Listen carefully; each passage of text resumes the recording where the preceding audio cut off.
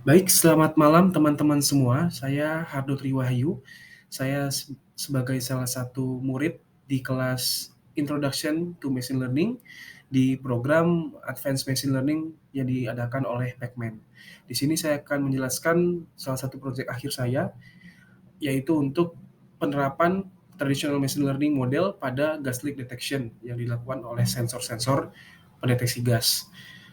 Yang akan kita bahas di sini meliputi dari background dari masalah saya di sini dan penggunaan datanya seperti apa, karakteristik datanya seperti apa, lalu pre-processing apa yang akan saya lakukan di sini dan proses permodelannya seperti apa, tahapan-tahapannya hingga sampai evaluasinya, matriks apa yang akan saya gunakan dan juga diakhiri dengan pembahasan dan juga kesimpulan.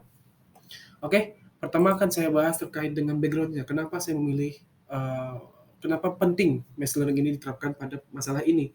Karena gas leak detection itu sangat krusial ya dalam dunia engineering juga. Bahkan di dalam keseharian kita juga cukup krusial karena terkadang kita tidak bisa hanya berpatok atau berpegangan pada indera kita sebagai manusia untuk mendeteksi gas atau mendeteksi uh, senyawa apa yang ada pada lingkungan saat ini. Jadi di sini kita coba untuk mengklasifikasikan sebenarnya gas apa sih yang ada pada lingkungan saat ini, itu menggunakan value dari beberapa gabungan sensor multi sensor semiconductor gas sensors yaitu MQ2, 3, 5, 6, 7 and 8 and 135 gitu untuk mengklasifikasikan jenis gas apa yang ada pada saat itu. Kenapa saya membutuhkan machine learning di sini karena tadi ya featuresnya banyak, jadi kita tidak, saya inginnya selama ini seringnya kalau untuk sensor itu hanya berpatokan pada satu sensor saja.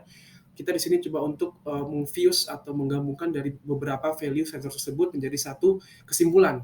Disitulah kita butuhnya machine learning karena cukup kompleks ya persamaan yang akan kita coba untuk solve di sini. Untuk jenis datanya yang kita gunakan di sini adalah data dari literatur, itu terdiri dari 6.400 samples, yang datanya ini memiliki 7 features atau 7 columns. Itu ada masing-masing sensor sebenarnya, MQ2, 3, 5, 6, 7, 8, and 135. Dan untuk jenis gas yang akan kita klasifikasikan di sini ada 4 jenis kelas. Ya, jadi di sini kita kasusnya adalah multi klasifikasi, yaitu ada mixture, ada no gas, ada perfume, ada smoke. Dan untuk karakteristik data sendiri itu ternyata pada saat saya melakukan EDA, untuk keseragamannya ternyata tidak seragam. Dia memiliki beberapa peaks dan juga tidak membentuk seperti bell ya. Sehingga di sini dapat saya simpulkan bahwa datanya adalah data kompleks. Sehingga saya membutuhkan model yang bisa sustain atau yang bisa menyelesaikan permasalahan pada data tersebut, yaitu permodelan KNN dan juga random forest, karena mereka sangat bisa atau sangat robust untuk digunakan pada data yang nonlinear, terutama data-data yang fiturnya cukup kompleks tapi kita tidak tahu juga seperti sejauh mana hubungan antara setiap feature tersebut. Dan untuk pre-processing steps-nya ini terdiri dari beberapa step, tapi cukup sederhana karena data yang saya gunakan sudah cukup relatif bersih ya, atau relatif rapi. Di sini yang saya lakukan hanya cukup melakukan pembersihan meliputi trial removals dan juga data untuk feature engineering-nya saya lakukan terhadap data input dan juga data output-nya. Data input-nya adalah data scaling. Saya di sini karena saya menggunakan KNN ya, sangat sensitif data scaling, dan juga untuk data output-nya atau data targetnya saya akan melakukan label encoding karena di sini kasus klasifikasi seperti itu. Dan untuk proses pemodelan sendiri, saya di sini pertama-tama sebelum saya melakukan pemodelan, saya akan melakukan hyperparameter tuning terlebih dahulu untuk mencari base parametersnya dari masing-masing model dari keduanya ya. Dan setelah dapat dari base parameter tersebut, saya akan gunakan parameter tersebut sebagai input atau parameter permodelan akhirnya. Ketika emang saya rasa model tersebut sudah well fit ya atau sudah normally perform, itu akan saya lakukan penyimpanan dan akan melakukan evaluasi selanjutnya. Tapi jika emang tidak, saya akan lakukan iterasi kembali. Dan dari grid search CV atau saya gunakan fungsi tersebut untuk melakukan hyperparameter tuningnya, saya menemukan beberapa parameter terbaik dari setiap model. Untuk jumlah estimator pada random forest itu 50, untuk maksimum depth-nya atau kedalamannya itu tidak ada, kita tidak set itu. Dan untuk minimum sampel yang di-split itu ada 2 minimum sampelnya, dan untuk minimum sampel lift-nya minimum untuk bisa di-split itu ada 1. Dan untuk KNN, base parameternya jumlah tetangga atau neighbors-nya itu ada 5. Lalu untuk weight-nya, untuk mekanisme weight-nya kita di sini menggunakan distance instead of uniform. Untuk algoritmnya kita di sini menggunakan ball tree instead of KD tree, dan untuk lift size-nya kita menggunakan 10 di sini atau jumlah lift size-nya. Dan dari matriks yang kita gunakan di sini ada 3 utamanya. Ada akurasi sebagai matriks utama. Ini sangat paling robust ya. Maksud saya paling robust secara umum, secara general, untuk bisa melihat sejauh mana sih skor dari atau performa dari model kita. Dan selanjutnya kita lakukan pendetailan lagi melalui classification report untuk melihat precision, recall, dan juga untuk melihat bagaimana model kita bisa memisahkan atau mengklasifikasikannya, how good mereka perform. Untuk mendistinguishnya itu kita menggunakan erosi dan AOC ini. Dan hasilnya ternyata untuk permodelan ini sudah sangat baik ya.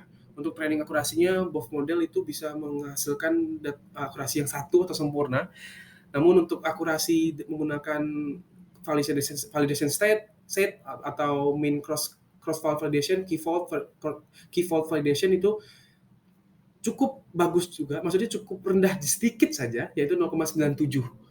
Tapi di sini ada satu hal yang paling menonjol, yaitu perbedaan training time yang sangat jauh, yaitu training time key nearest stickboard atau KNN itu sangat baik, sekitar 65 kali lebih cepat dibandingkan menggunakan random forest. Karena di sini training score dan juga validation score dan juga test score juga itu ternyata sangat baik, sehingga kita di sini bisa menyimpulkan walaupun ada sedikit kemungkinan overfitting, kita masih bisa menyimpulkan bahwa ini model sudah well fit. Dan untuk classification report-nya bisa dilihat di sini. Untuk kelas mixture dan juga smoke itu bisa diklasifikasikan sempurna dengan 2 model tersebut. Sedangkan untuk kelas no gas dan perfume ini terjadi beberapa false prediction, bisa kita lihat di sini. Ini juga diterangkan kembali pada tabel precision dan recall dari masing-masing model. Kita terlihat di sini no gas dan juga perfume memiliki nilai precision dan recall yang di bawah 1, berarti ada kemungkinan mereka gagal memprediksi untuk kelas no gas dan perfume ini. Dan untuk selanjutnya adalah ROC dan AOC curve-nya di sini bisa terlihat sama seperti classification report sebelumnya.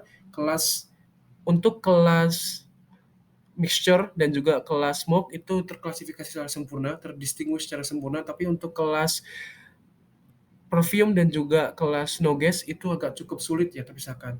Tapi masih relatif tinggi ya bagi saya, karena 0,97 itu tinggi banget untuk sekelas klasifikasi. Ini untuk RF, dan ini untuk RF yang kiri, yang untuk EKN yang kanan. Dan yang terakhir adalah hasil dari probability distribution-nya.